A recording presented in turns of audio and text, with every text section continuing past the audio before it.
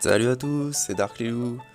Voilà, après avoir perdu contre Corinne Oulia, on va essayer de remonter la pente et de vaincre Mister Sphinx, qui avait un roster pas dégueulasse.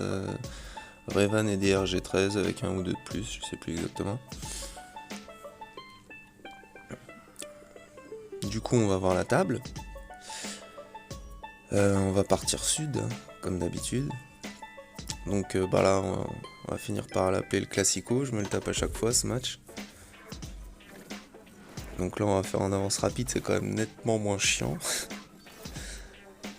Et là, on voit que déjà, Palpatine est plus chaud que la dernière fois. Stun toute l'équipe en face. Il a envie que ça se termine plus vite lui aussi.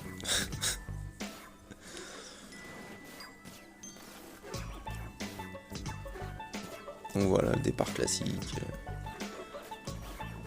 Cette fois, on va faire un résultat un peu mieux qu'à la dernière. Ça fait 60 bannières. Ça se prend. Ensuite, il y a les il y a les First Order, les premiers ordres. Et donc là, hop là, on va sortir les Jedi.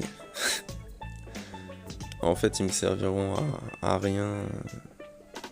Parce que je pensais que derrière, il y aurait sûrement Dark Revan. J'avais prévu Grievous et les FO pour finir s'il restait le Malak. On verra la suite, ce sera pas ça. Donc les Jedi, j'ai Revan et Jolie qui sont G12. Les deux Yoda, ils doivent être J10, un truc comme ça. Donc j'ai pas mis de 5ème parce que sa team FO, elle était pas trop montée. J'aurais peut-être même pu enlever l'ermite. Donc on a enlevé Phasma en premier pour pas qu'elle file l'avantage à toute la team. Ensuite le pilote, là l'exécuteur, il nous reste les deux Kylo Ren. Donc ce qui est pratique avec les Jedi point de vue des bannières, c'est que c'est assez facile d'être full vie, full protection. Donc si on veut être un peu efficace et gratter des points à droite à gauche, c'est une team qui est plutôt sympa.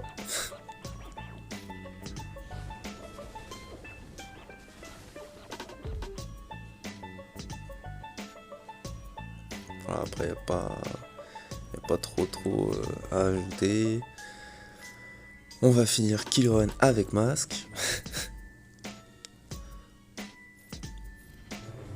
C'est fait.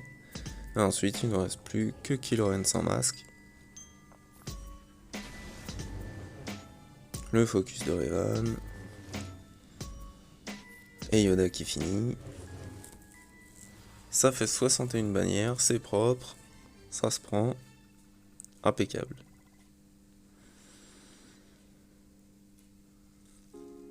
Ensuite, derrière, c'était pas ce que j'attendais, c'était pas du gros, donc on va partir plutôt sur la zone nord.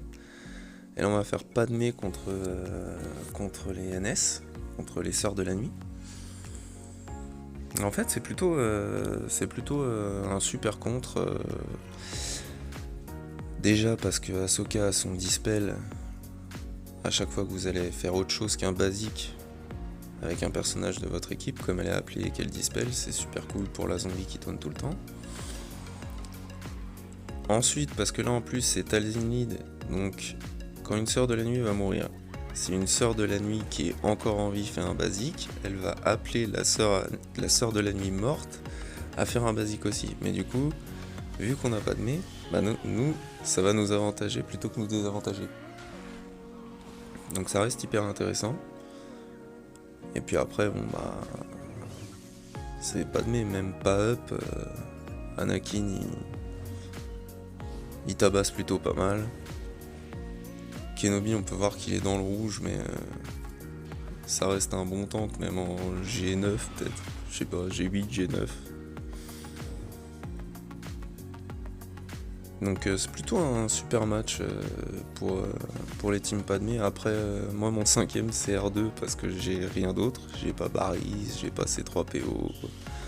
Donc il est là par défaut, mais il fait bien le café au final parce que son stun sur le basique c'est plutôt utile. Et puis comme il a deux autres capacités, on peut appeler 2 fois Ahsoka pour dispel, c'est plutôt propre. Donc là il nous reste plus que la zombie, Asajj et Talia. le stun sur Asajj avec R2. On va faire l'appel de masse de Kenobi pour enlever Talia de l'équation. Il ne reste plus que Asajj et la zombie. On peut flip juste au dernier moment pour se remettre plutôt pas mal. Ça fait 57 bannières, la moyenne est propre jusque là, donc ça se prend plutôt bien. Ouais. Bon bah après c'est le second classico, hein. Le mec fait toujours les mêmes matchs en fait, ça devient chiant à crever au bout de 3 GA.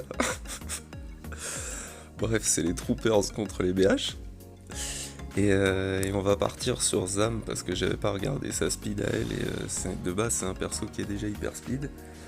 De plus, si elle nous colle tous ses détos, elle peut redonner un peu d'espoir à la team de chasseurs de primes en face, donc on va l'éliminer. Comme ça on sait qu'en plus on aura notre marque de mort qui sera active sur le Death Trooper. Qu'on va mettre sur Bossk. Ensuite, un petit coup de Snow Trooper, terminé, il n'y a plus personne. Il n'y a pas besoin de mettre en accéléré ce match-là. Bon, du coup, là, on passe sur la zone du fond. Et c'est une petite Phoenix et une petite team Vaurien. Donc, bon, bah, les Vauriens, il y a Nest dedans, j'ai pas utilisé le Trium.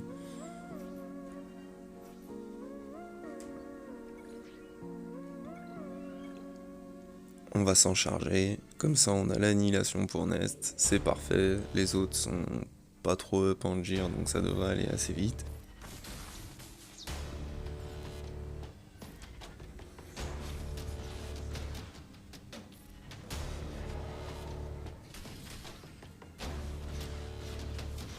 On va enlever Kira direct avec le lancer de sable de Traya.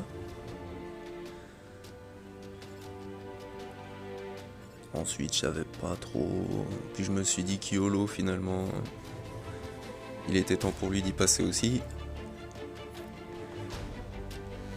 Le vieux Han, après avoir fait le jeune. Ensuite, Chewbacca. On a l'annihilation. C'est parfait. Ça n'a pas été trop long. C'était pas trop chiant. Et là du coup comme c'est une petite team Phoenix, même s'il me reste mon Grievous qui aurait pas fait beaucoup de bannières, il me reste mes FO qui aurait sûrement fait 60 aussi parce que c'est assez facile de se remettre full protect, full vie. Bah je vais utiliser les Vauriens parce que je trouve que c'est une super faction avec un super lead.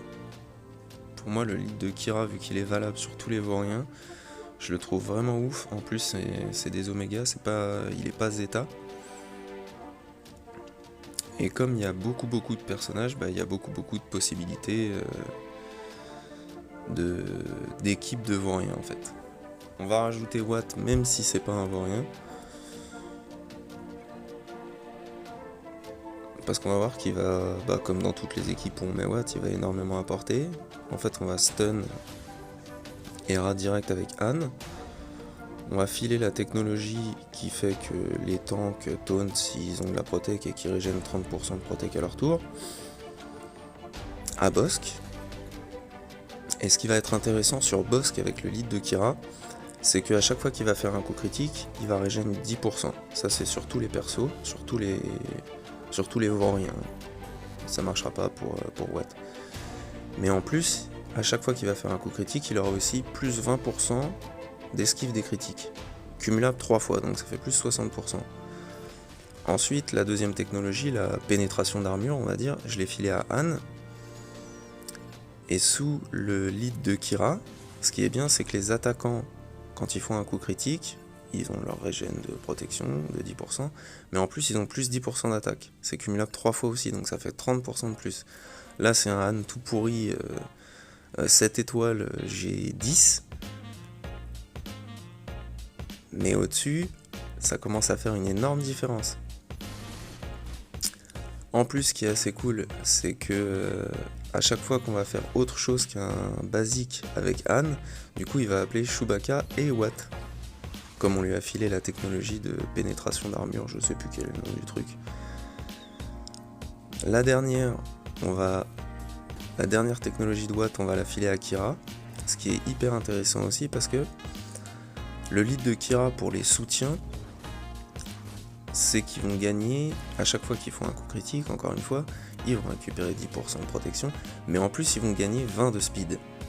Ma Kira elle est modée merdiquement, hein, faut le dire, et elle est à 222. Ça veut dire que au bout de 3 coups critiques, elle est à 282. Si je la mode bien, à la fin, point de vue speed, elle peut être vraiment ouf. Voilà, là on a pu voir qu'avec Anne j'ai fait autre chose qu'un basique, et il y a Watt et Shui qui ont assisté.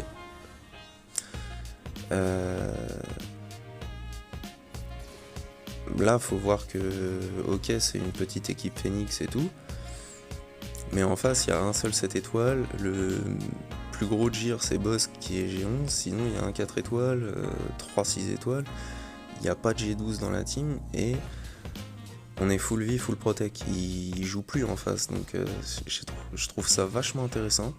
Et encore une fois, ouais, les Vauriens c'est une super faction, surtout qu'avec le Mandalorien, les persos du Mandalorien qui vont arriver, le 22 et le 30, petite annonce, eh ben, il y a encore plus de possibilités de faire des trucs, et du coup c'est assez sympa, plutôt que de voir toujours la même merde comme Palpatine contre les... contre les Old Drive. Voilà, c'était le match le plus fun de cette GA, c'était assez cool. Donc surprise, je n'ai pas passé ces vaisseaux, il n'a pas passé mon Dark Revan, 1538 à 1176. Une petite victoire. Merci à tous, bon jeu, amusez-vous bien, salut salut!